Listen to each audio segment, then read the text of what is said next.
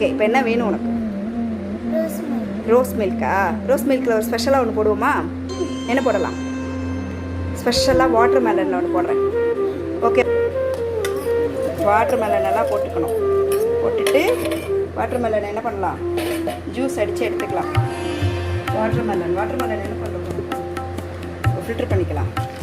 சர்க்கரை போடுவோம், மில்க்கு, அப்புறம் கொஞ்சமாக போட்டுக்குவோம், அப்புறம் வேணும்னா போட்டுக்கலாம். இப்போ கடைசியாக பால் கலந்துக்குவோம், அப்புறம் ஐஸ் போட்டுக்குவோம்.